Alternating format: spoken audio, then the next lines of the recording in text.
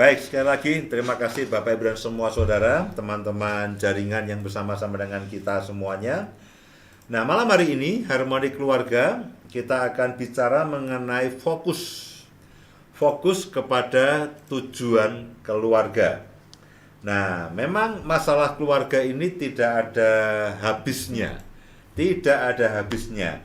Karena hari ini kita lewati dengan baik, besok pagi kita akan bertemu dengan tantangan berikutnya, lusa kita akan bertemu dengan masalah, berikutnya kita akan bertemu dengan berbagai macam hal. Nah, kalau kita tidak fokus memberi prioritas yang cukup kepada urusan keluarga, bukan berarti urusan yang lain lalu kita abaikan. Bukan berarti urusan pekerjaan, urusan ibadah, dan segala sesuatunya kita abaikan, itu tidak. Tapi maksud saya adalah keluarga harus memiliki satu skala prioritas yang cukup tinggi dalam kehidupan kita semuanya. Supaya apa? Supaya keluarga itu bisa berjalan dengan baik. Supaya keluarga itu bahkan mencapai akan tujuannya. Nah, tadi Mas Anton sudah sampaikan kenapa sih kita harus fokus. Artinya sangat mungkin ada di antara kita yang jadi tidak fokus. Ya, jadi tidak fokus lalu menjalani kehidupan rumah tangga dan keluarga itu hanya dengan ya seadanya, dengan sejadinya. Kalau anginnya ke kiri ya ke kiri, anginnya ke kanan ya ke kanan. Tidak fokus apa yang harus kita lakukan dan kita kerjakan. Dan tentu saja adalah fokus kepada perbaikan. Dikatakan fokus kepada tujuan keluarga. Nah, kita memang harus cukup memberikan perhatian, cukup memberikan waktu, ya, memberikan daya dan upaya untuk kehidupan keluarga kita. Ada suami, ada istri, ada anak-anak dan sebagainya. Dan keluarga yang dipulihkan, keluarga yang baik itu tidak terjadi dalam semalam. Ada banyak hal yang harus dilakukan. Ada banyak hal yang harus dipenuhi. Nah, kita mesti waspada, ya, waspada supaya fokus kita itu tidak teralihkan. Fokus kita itu tidak teralihkan. Tentu saja sekali lagi kita punya urusan pekerjaan, kita punya urusan yang lainnya. Tapi keluarga harus menempati prioritas utama dalam kehidupan kita sehari-hari. Karena tanpa keluarga lalu semuanya menjadi tidak ada artinya, semuanya menjadi berantakan. Nah, saya berharap pada malam hari ini Bapak Ibu semuanya masih terus bersemangat. Masih terus bersemangat untuk merajut kembali. Acap kali saya dengar berbagai pertanyaan, Pak, kita sudah berkeluarga 10 tahun. Dulu kita baik-baik saja, tapi 3 tahun terakhir kami berantakan, rasanya sudah tidak ada harapan. Pak, dulu kita pada waktu awal pacaran 2-3 tahun pertama itu semangatnya luar biasa. Tapi ketika sudah punya anak, persoalan bertubi-tubi, suami saya berubah, istri saya berubah. Nah, kadang-kadang itulah yang terjadi. Kenapa istri kita berubah? Kenapa suami kita berubah? Kenapa keadaan berubah? Nah, itu hal-hal yang kita kaget.